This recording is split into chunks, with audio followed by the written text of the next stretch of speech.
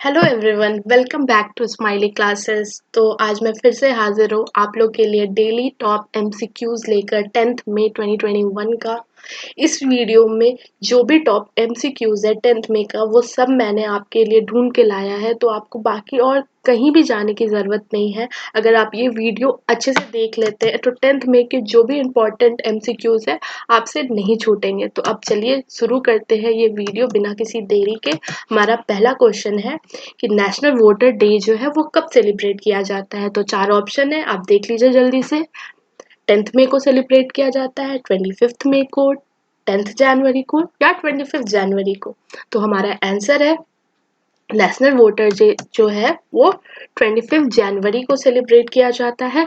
और ये स्टार्ट हुआ था, हमने नेशनल वोटर डे मनाना स्टार्ट किया था 26 जैन 2011 से स्टार्ट किया था। मीन्स आज से 10 साल पहले हमने नेशनल वोटर डे सेलिब्रेट करना स्टार्ट किया था। अब नेशनल वोटर डे हम क्यों सेलिब्रेट करते हैं? ताकि हम लोगों में जागरूकता ला सके कि वो वोट करना क्यों इम्पोर्टेंट होता है और वोट करना क्यों ज़रूरी है। इसलिए हम ये डे सेलिब्रेट करते हैं। और आप सबको पता ही होगा कि हमारे यहाँ जो लीगल वोटिंग एज है वो सभी के लिए, मतलब गर्ल्स और बॉयज दोनों के लिए 18 ईयर्स है। मतलब 18 ईयर्स के आप अगर हैं तो आप वोट दे सकते हैं। तो चलिए अब बढ़ते हैं हमारे नेक्स्ट क्वेश्चन की तरफ। तो हमारा क्वेश्चन है कि अभी रिसेंटली असम के न्यू चीफ मिनिस्टर कौन अपॉइंट हुए। तो चार ऑप्शन है। पहला है रंगस्वामी, दूसरा है Hemant Soren, C is Himanta Biswa Sarma, D is Mamata Banerjee. तो इन चारों में से कौन सा सही आंसर है? तो असम के न्यू चीफ मिनिस्टर जो अपॉइंट हुए हैं वो है हिमंता बिश्व शर्मा। सो सी इज द करेक्ट आंसर। तो बढ़ते हैं अब थर्ड क्वेश्चन की तरफ। Raghunath Mohapatra has passed away recently, वो किस फील्ड से थे? तो क्वेश्चन क्या है, रघुनाथ मोहपात्रा जो है वो किस फील्ड से थे? मींस वो स्पोर्ट्स फील्ड से थे, वो स्कल्पटर थे, वो डांसर थे या वो सिंगर थे? तो जल्दी से बताइए आप सब कि कौन से फील्ड से थे। अगर आपको इसका आंसर आता है तो आप कमेंट सेक्शन में भी इसका आंसर लिख सकते हैं। तो इसका आंसर है स्कल्पटर थे वो। ठीक है, तो रिसेंटली रघुनाथ मोहपात्रा का डेथ हुआ है और वो स्कल्पटर थे। ओके, तो इसका राइट आंसर है बी। फोर्थ क्वेश्चन है, कौन सा ऐसा इंस्टीट्यूशन है जिसने कोविड मैनेजमेंट सेल सेटअप किया है फॉर रियल टाइम रिस्पॉन्स? तो चार ऑप्शन है, डीआरडीओ, इसरो, इंडियन आर्मी या इंडियन नेवी। तो कौन सा राइट आंसर होगा इनमें से? तो इंडियन आर्मी ने अभी रिसेंटली सेटअप किया है COVID management cell for real time response. Okay, तो आप सब याद रखिएगा इसका आंसर। फिफ्थ क्वेश्चन है कि किस एक्टर को अभी रिसेंटली बेस्ट एक्टर का अवार्ड दिया गया है एट न्यूयॉर्क सिटी? तो चार ऑप्शन है, आप लोग चार ऑप्शन देख लीजिए और उसमें से सही आंसर अभी सोचिए, और अगर आपको आता है तो कमेंट सेक्शन में लिखिए। चार ऑप्शन क्या है?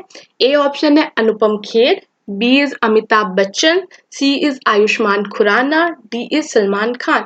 सो इसका राइट आंसर है ए अनुपम खेर। अभी रिसेंटली अनुपम खेर को बेस्ट एक्टर का अवार्ड दिया गया है न्यूयॉर्क सिटी में। सिक्स्थ क्वेश्चन, रिसेंटली एक इंडेक्स आया है ग्लोबल प्राइम रेसिडेंशियल इंडेक्स, किसने लाया है? नाइट फ्रैंक ने लाया है। तो इसमें न्यू दिल्ली का क्या रैंक है? तो हमें बताना है कि न्यू दिल्ली का क्या रैंक है। तो चार ऑप्शन है, आप जल्दी से सोचिए अपने मन में कि इसका क्या आंसर होगा और मैं आपको अभी बताती हूँ इसका आंसर। तो इसका राइट आंसर है 32nd रैंक है। मींस न्यू दिल्ली का अभी 32nd रैंक आया है ग्लोबल प्राइम रेसिडेंशियल इंडेक्स में by Knight Frank. Okay, seventh question, recently which player has been nominated as athlete ambassador for IOC Believe in Sport campaign? Okay, तो अभी recently एक campaign आया है believe in sport campaign. Okay, तो किस player को nominate किया गया है इसका एथलीट एम्बेसडर? ओके, तो आपको चार ऑप्शन है, इन चारों में से आपको राइट आंसर बताना है। पहला है Michelle Lee and Hima Das, option B है PV Sindhu and Michelle Lee, option C है Saina Nehwal and Michelle Lee, and option D है Sania Mirza and Michelle Lee. तो इसका राइट आंसर क्या होगा? होप करती हूँ आपने इसका राइट आंसर अपने मन में सोच लिया होगा। तो इसका राइट आंसर है PV Sindhu and Michelle Li of Canada को अभी नॉमिनेट किया गया है as a athlete ambassador for Believe in Sport campaign. Okay, तो बढ़ते हैं हम नेक्स्ट क्वेश्चन की तरफ। व्हाट इज IU-64 टैबलेट्स जो कि हम अभी यूज कर रहे हैं उन कोविड पेशेंट में जिनको माइल्ड से मॉडरेट कोविड-19 हुआ है, उनके में हम यूज कर रहे हैं ये IU-64 टैबलेट्स। तो वो किस तरह का टैबलेट्स है हमें ये बताना है। एलोपैथिक टैबलेट्स है, होम्योपैथिक टैबलेट है, या पोली हर्बल फॉर्मुलेशन है, या ऑप्शन डी है नन ऑफ दीज है। तो इसका राइट आंसर है पोली हर्बल फॉर्मुलेशन। IU-64 जो टैबलेट अभी रिसेंटली हम यूज कर रहे हैं वो एक पोली हर्बल फॉर्मुलेशन है। ठीक है, 9th question, the Lawrence sport award is being held in 4 city में से किस जगह पे ये स्पोर्ट्स अवार्ड अभी रिसेंटली हो रहा है। ओके, तो इसका राइट आंसर है सेविली। अब सेविली कहाँ सिचुएटेड है? सेविली स्पेन में सिचुएटेड है। ठीक है, और ये जो स्पोर्ट्स अवार्ड था वो कब स्टैब्लिश हुआ था? 1999 में। ठीक है, और इस अवार्ड को कौन सपोर्ट करता है? मित्सुबिशी मर्सिडीज बेंज इसको सपोर्ट करती है।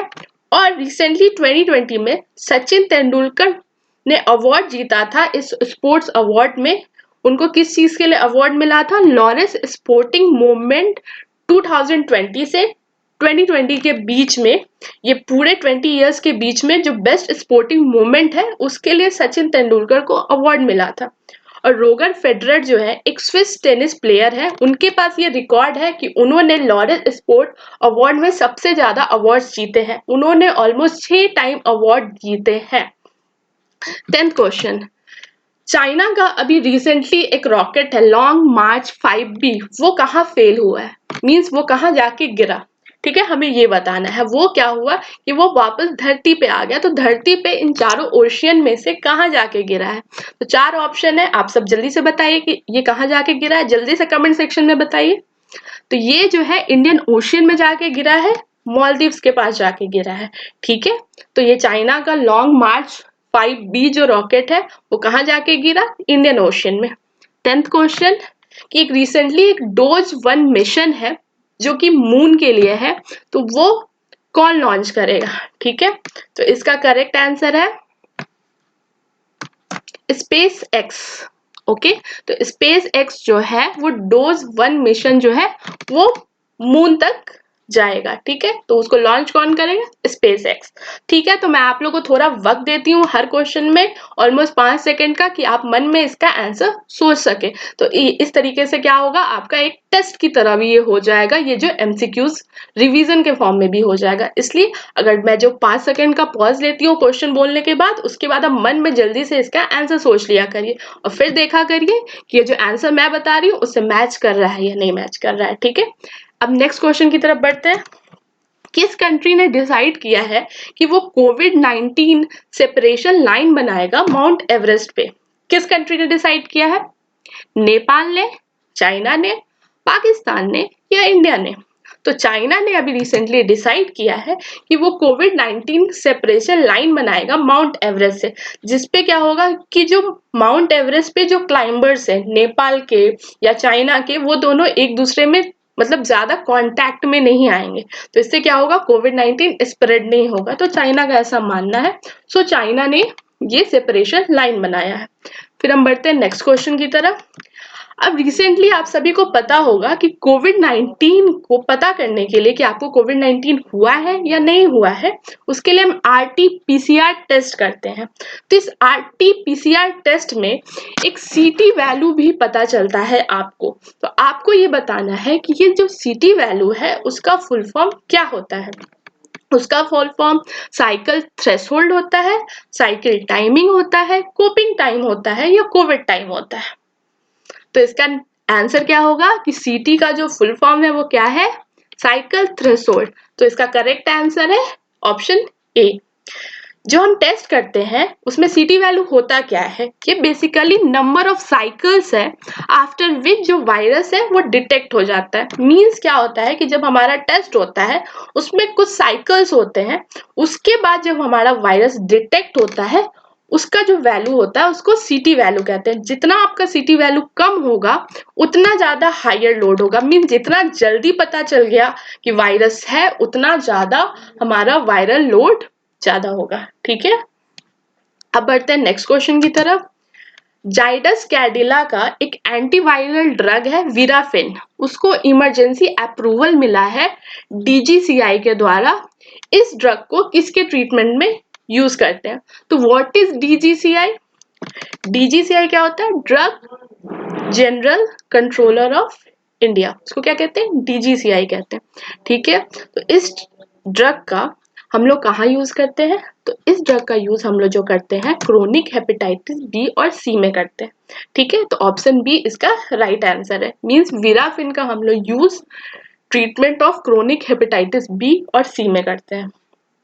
13th क्वेश्चन, आपने वेज एंड मींस क्रेडिट के बारे में सुना होगा। तो मेरा सवाल ये है कि ये जो वेज और मींस क्रेडिट है वो कौन प्रोवाइड करता है, वो कौन एक्सटेंड करता है? एसबीआई एक्सटेंड करती है, आरबीआई एक्सटेंड करती है, सेंटर एक्सटेंड करता है, या WTO World Trade Organisation extend करता है? तो इसका आंसर क्या होगा? वेज और मींस क्रेडिट जो है वो आरबीआई एक्सटेंड करता है। तो अब ये वेज एंड मींस क्रेडिट होता क्या है?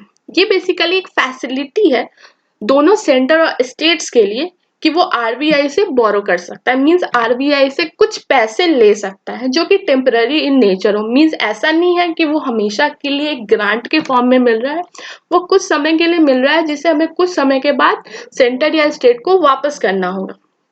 तो मैंने आप लोगों को पिछले वीडियो में बताया था कि आरबीआई जो है वो एस्टैब्लिश किया गया है अंडर आरबीआई एक्ट 1934।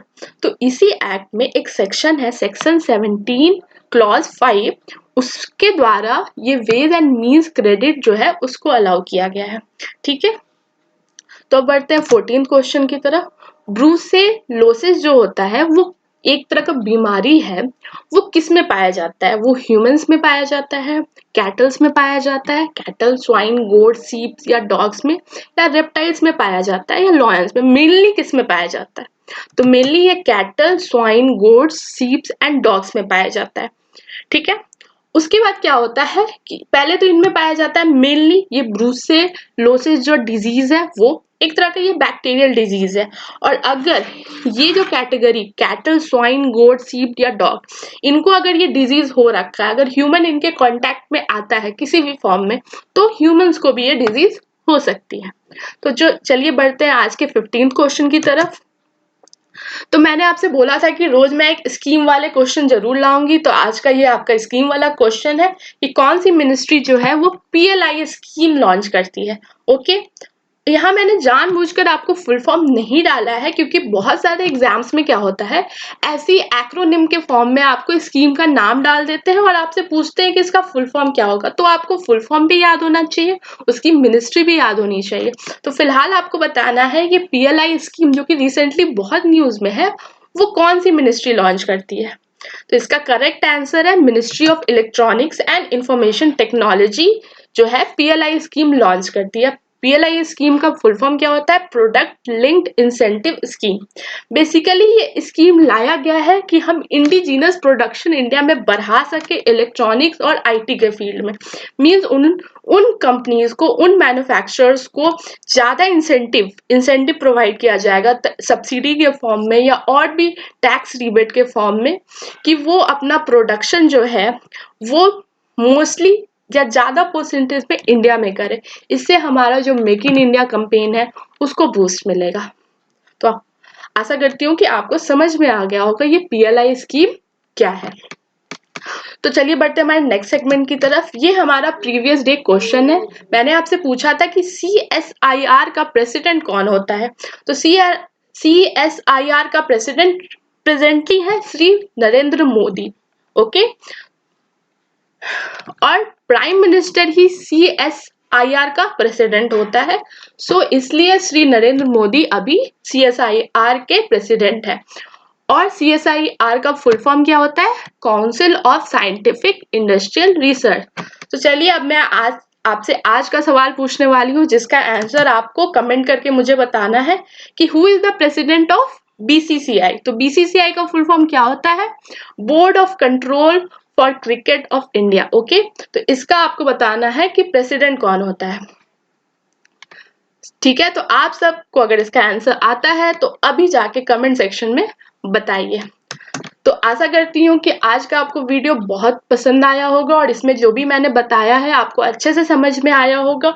और मैं आप लोगों को इस चीज़ का विश्वास दिला सकती हूँ कि आज जो भी आपने इस वीडियो में देखा है आपके एग्जाम्स के लिए बहुत इंपॉर्टेंट होगा और इसको आप कहीं ना कहीं किसी ना किसी एग्जाम में जरूर देखेंगे। तो अगर आप गवर्नमेंट एग्जाम की तैयारी कर रहे हो और आप ऐसे करंट अफेयर की बहुत अच्छी वीडियोस रोज चाहते हैं और बहुत कुछ आप सीखना चाहते हैं तो जुड़े रहे स्माइली क्लासेस से और सब्सक्राइब करें स्माइली क्लासेस को। और अगर आपको ये वीडियो पसंद आया हो तो इस वीडियो को लाइक एंड शेयर जरूर करें। Thank you so much.